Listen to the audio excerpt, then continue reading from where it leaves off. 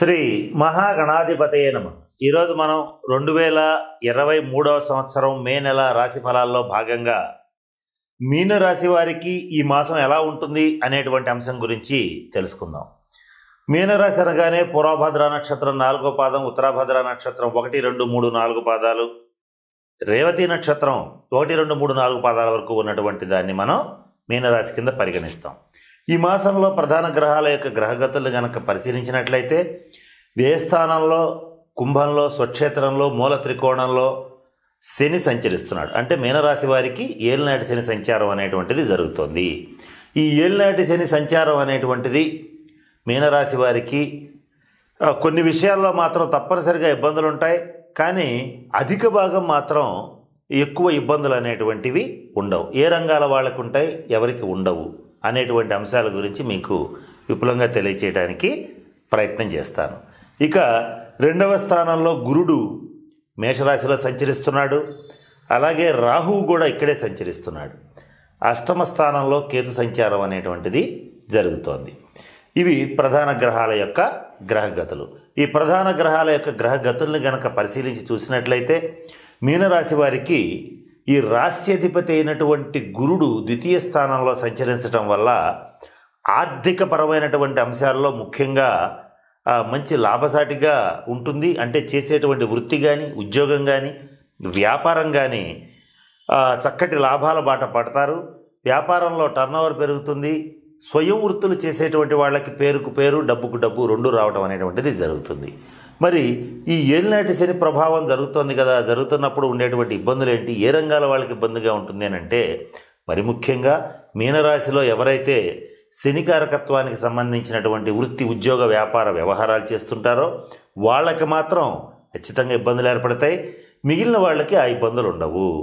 మరి ఏ రంగాలో నేను కనుక మనం కాస్త జాగ్రత్తగా పరిశీలించినట్లయితే ఎవరైతే లెదర్ ఐటమ్స్ అంటే తోలుకు సంబంధించినటువంటి ఐటమ్స్, అలాగే పత్తి వ్యాపారము, అలాగే నూనెలు, పెట్రోలియం ప్రోడక్ట్స్, ప్లాస్టిక్ ఐటమ్స్, భారీ ఇండస్ట్రీస్ అంటే పెద్ద పెద్ద యంత్రాలతో చేసేటువంటి వ్యాపారాలు, ఇండస్ట్రీస్లో కూడా మరి ముఖ్యంగా రీసైక్లింగ్ యూనిట్స్, ఇటువంటి వాళ్ళకి మాత్రం ఆర్థికపరమైనటువంటి అంశాల్లో కొంత ఇబ్బందులు ఏర్పడతాయి.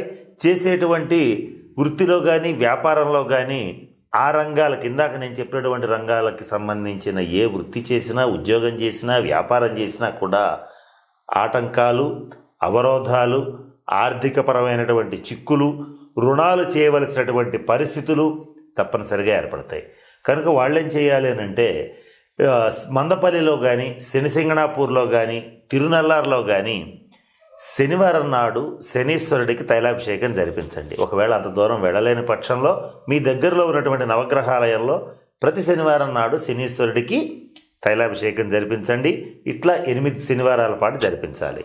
అలాగే శనివార నియమాలు పాటించాలి. అంటే శనివారం రాత్రికి ఉపవాసం ఉండటం, శనివారం ఉదయం మీ దగ్గరలో ఉన్నటువంటి ఆంజనేయ స్వామి వారి గుడికి వెళ్ళి తమలపాకులతో, సింధూరంతో అర్చన జరిపించి వడమాల సమర్పించేటట్లయితే ఏలినాటి శనికి సంబంధించినటువంటి బాధలన్నీ కూడా తప్పనిసరిగా తొలగిపోతాయి. ఇక ద్వితీయ స్థానంలో ఉన్న రాహుగ్రహ సంచార రీత్యా అప్పుడప్పుడు కుటుంబ సభ్యులతో భేదాభిప్రాయాలు రావటం, అనవసరంగా వాగ్వివాదాల జోలికి వెళ్ళడం, అనవసరమైన మీరు చేసేటువంటి వర్క్ ప్లేస్లో అంటే ఉద్యోగంలో కానీ, వ్యాపార స్థలాల్లో కానీ అనవసరమైనటువంటి వాగ్వివాదాలు రావటం అనేటువంటిది జరుగుతుంది. కనుక ఏదైనా మాట్లాడాలి అనుకున్నప్పుడు కొంచెం ఆచితూచి మాట్లాడటం అనేటువంటిది మీనరాశి వాళ్ళకి చెప్పదగినటువంటి సూచన.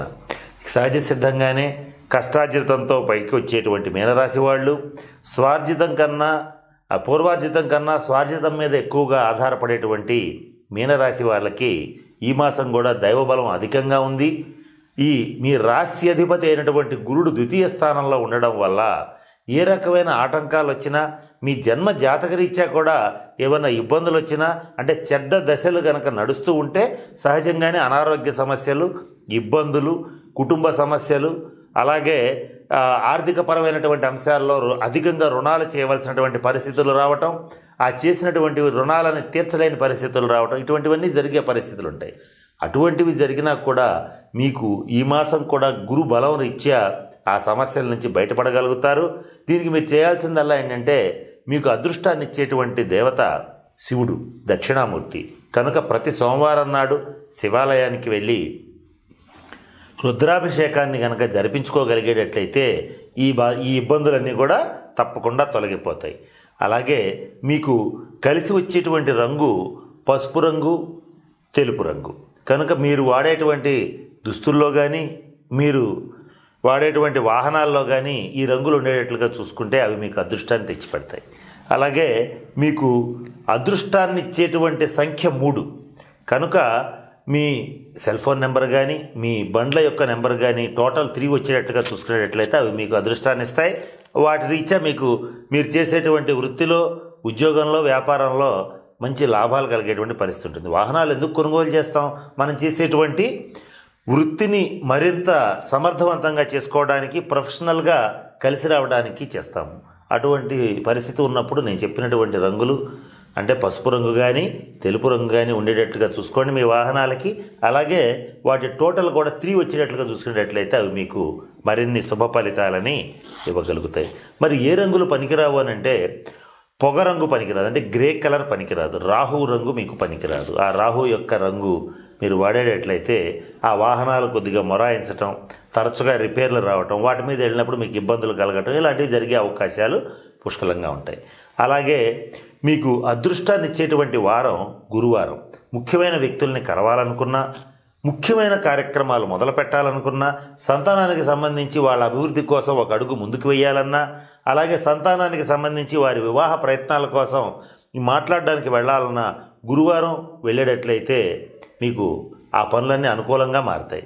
మరి ఏ వారం వెళ్ళకూడదంటే వీలైనంత వరకు శుక్రవారం నాడు వెళ్ళకండి. శుక్రవారం మీకు కొంత వ్యతిరేకమైనటువంటి వారం.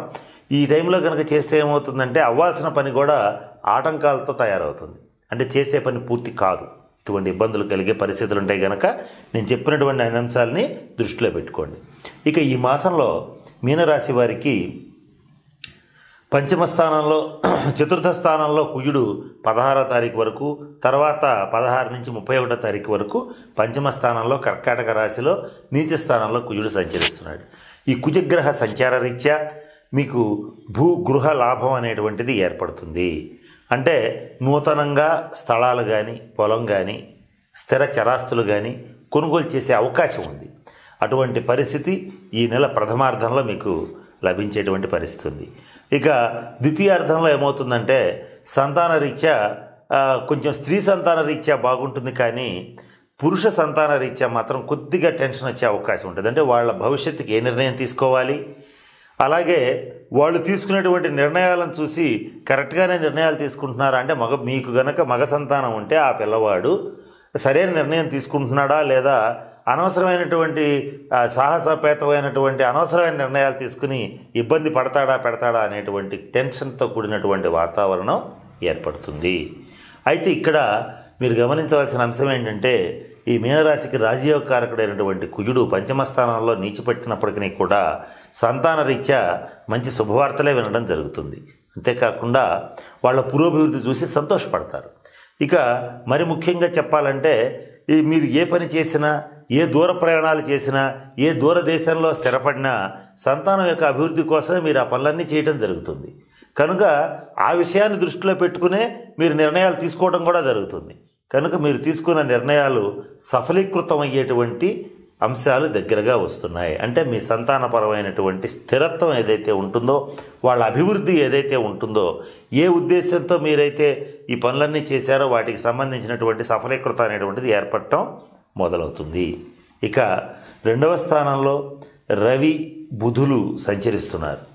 ఈ మీనరాశి వారికి ఉద్యోగ రంగంలో ఉన్నటువంటి వాళ్ళకి మాత్రం కొంచెం ఒత్తిడి ఉంటుంది. అది కేంద్ర రాష్ట్ర ప్రభుత్వ ఉద్యోగస్తులకైతే మరింత ఎక్కువ ఉంటుంది. ప్రైవేట్ సంస్థల్లో ఉన్న ఉద్యోగస్తులకైతే పర్వాలేదు, వాళ్ళ ఉద్యోగం బాగుంటుంది, ఆర్థికపరమైన వసతులన్నీ బాగుంటాయి.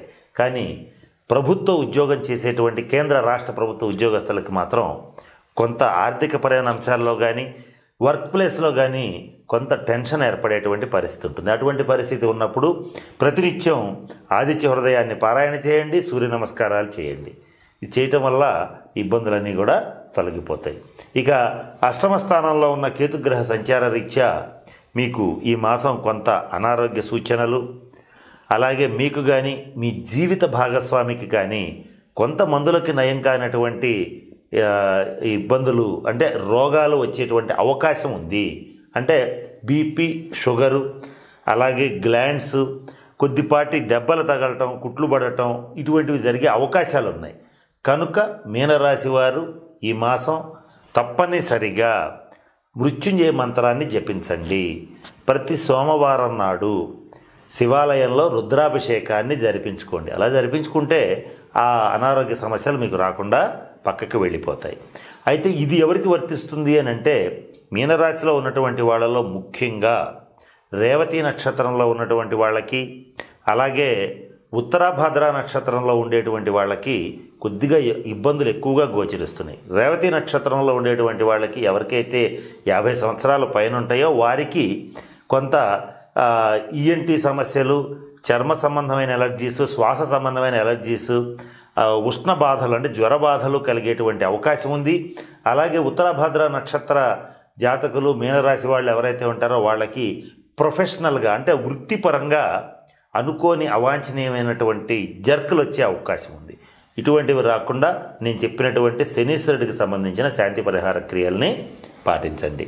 అలాగే శనీశ్వరుడికి సంబంధించిన శాంతి పరిహార క్రియల్లో మీరు దగ్గరగా సులువుగా చేసుకునేటువంటివి ఏంటంటే ప్రతినిత్యం కాకులకి ఆహారం పెట్టండి, కాలభైరవ అష్టకాన్ని పఠించండి. ఇలా చేసేటట్లయితే ఈ ఇబ్బందులన్నీ కూడా సునాయాసంగా తొలగిపోతాయి. ఇక మీనరాశిలో ఉన్నటువంటి వారు ఎవరైతే విదేశాల్లో ఉంటారో, సాఫ్ట్వేర్ రంగంలో ఉంటారో వాళ్ళకైతే ఈ మాసం చాలా అద్భుతంగా ఉంది. వాళ్ళు చేసేటువంటి ఉద్యోగంలో స్థిరత్వం ఏర్పడుతుంది. ఎవరి మీద ఆధారపడకుండా మీ యొక్క ప్లేస్ని, స్థాయిని పెంచుకోగలుగుతారు. సహజ సిద్ధంగానే మంచి నీతిగా, నిజాయితీగా, నిబద్ధతతో పనిచేసేటువంటి మీనరాశి వారికి ఈ మాసం అనుకూలంగానే ఉంది. గురుగ్రహ సంచారం అనుకూలంగా ఉంది, దైవానుగ్రహం అనుకూలంగా ఉంది. కనుక కొద్దిపాటి ఆటంకాలు వచ్చినా కూడా అవి టీ కప్పులో తుఫాన్లాగా తేలిపోయేటువంటి పరిస్థితులు కూడా సుస్పష్టంగా గోచరిస్తున్నాయి. ఈ మాసం అధికంగా ప్రయాణాలు చేయవలసి వస్తుంది. ప్రతి చిన్నదానికి ప్రయాణం చేయవలసి వస్తుంది. ఆత్మీయులు, బంధుమిత్రుల్లో కొందరు దూరం అయ్యే అవకాశం కూడా ఉంది. ఇటువంటి వాళ్ళ కోసం కూడా కొన్ని ప్రయాణాలు చేయవలసినటువంటి పరిస్థితులు మీనరాశి వాళ్ళకి ఈ మాసం గోచరిస్తున్నాయి.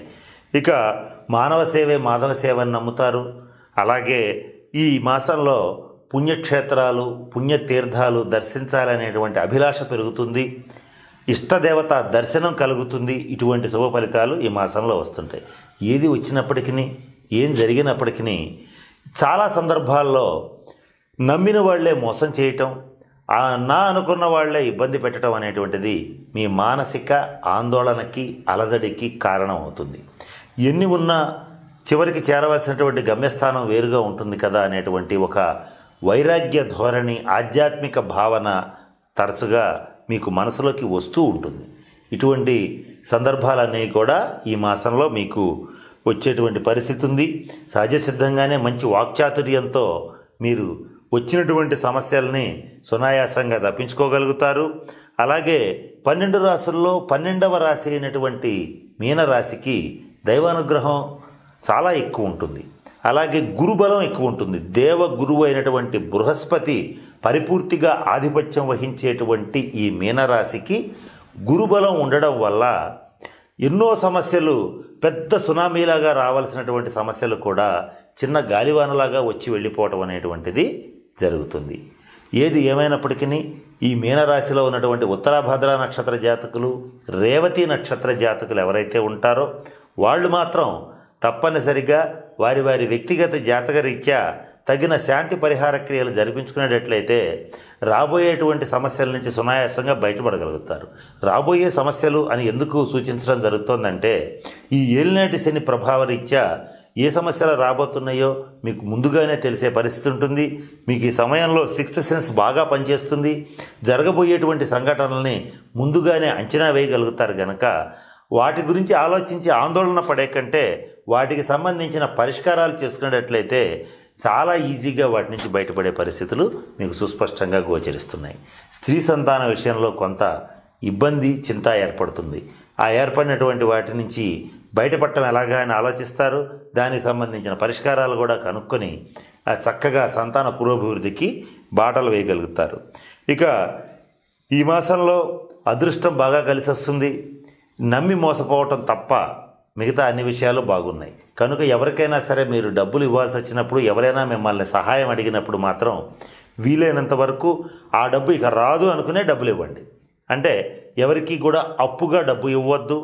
అది కూడా మరి ముఖ్యంగా మంగళవారం నాడు కానీ శుక్రవారం నాడు కానీ పొరపాటును కూడా ఆర్థిక సహాయం చేయవద్దు.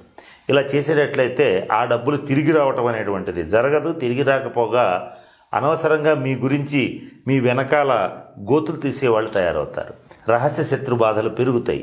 వారి నుంచి మిమ్మల్ని ఎదురుగా ఫేస్ చేయలేక చాటుగా మీ గురించి దుష్ప్రచారం చేసేటువంటి వాళ్ళ సంఖ్యని మీ చేతులారా మీరే పెంచుకున్న వాళ్ళు అవుతారు. కనుక అటువంటి పనులు చేయవద్దు. ఒకవేళ ఎవరికైనా తప్పనిసరి పరిస్థితుల్లో సహాయం చేయవలసి వస్తే మీకు ఆ డబ్బు ఇచ్చినా మళ్ళీ తిరిగి రాకపోయినా పర్వాలేదు అనుకున్నటువంటి అమౌంట్ మీ వ్యక్తిగత ఆర్థిక స్థాయిని బట్టి ఇవ్వండి. అంటే వాళ్ళు అడగటం 1 లక్ష అడగచ్చు, 10 లక్షలు అడగచ్చు, కోటి అడగచ్చు, ఎంతైనా అడగచ్చు. ఎంత అడిగినా కూడా మీరు ఇవ్వదలుచుకుంది 10,000 కావచ్చు, 50,000 కావచ్చు. మీకు ఆ అమౌంట్ ఇబ్బంది లేదనుకున్నంత వరకు ఇచ్చి దండం పెట్టండి. పొరపాటును కూడా తిరిగి ఎక్స్పెక్ట్ చేయవద్దు. ఇది ముఖ్యంగా మీనరాశి వాళ్ళకి చెప్పదగినటువంటి సూచన. మీనరాశిలో ఉన్నటువంటి ఈ గ్రంథాలయాలు, దేవాలయాలు, అలాగే వజ్ర వ్యాపారాలు, అంటే వజ్రాలకు సంబంధించిన వ్యాపారం చేసేటువంటి వాళ్ళు, బంగారానికి సంబంధించినటువంటి వ్యాపారం చేసేటువంటి వాళ్ళు, అలాగే ఎవరైతే జలానికి సంబంధించి, పాలకు సంబంధించి వ్యాపారాలు చేసేటువంటి వాళ్ళు, జలానికి సంబంధించిన వ్యాపారాలంటే ఆక్వా రంగం, అంటే ఈ ఆక్వా రంగానికి సంబంధించినటువంటి వృత్తి ఉద్యోగ వ్యాపారాలు చేసేటువంటి వాళ్ళకి, అలాగే ఈ పన్నులు వసూలు చేసేటువంటి అధికారులకి, కళాకారులకి, గాయకులకి, సినీ రంగంలో వాళ్ళకి, వీళ్ళందరికీ ఈ మాసం చాలా బాగుంది. మంచి సక్సెస్ రేట్ చాలా బాగుంది. వీళ్ళలో ఈ శనికారకత్వానికి సంబంధించిన వ్యాపారాలు చేసేటువంటి నేను చెప్పినటువంటి వాళ్ళు, అంటే leather items, plastic recycling units, ఈ heavy industries, small scale industries, వీటికి సంబంధించిన వ్యాపారాలు చేసేటువంటి వాళ్ళకి మాత్రం అనుకూలంగా లేదు. ఇందాక నేను చెప్పిన మిగిలిన రంగాల వాళ్ళందరికీ కూడా అత్యంత అనుకూలంగా ఉంది. కనుక నేను చెప్పినటువంటి పరిహారాలని పాటించి మీనరాశి వాళ్ళు ఈ మాసంలో మంచి అష్టైశ్వర్యాలతో, భోగభాగ్యాలతో ఉంటారని మనస్ఫూర్తిగా పరమేశ్వరుని ప్రార్థిస్తూ స్వస్తి. ఈ వీడియో కానీ మీకు నచ్చినట్లయితే లైక్, కామెంట్, షేర్ చేయండి. మరిన్ని అప్డేట్స్ కోసం సబ్స్క్రైబ్ చేయండి.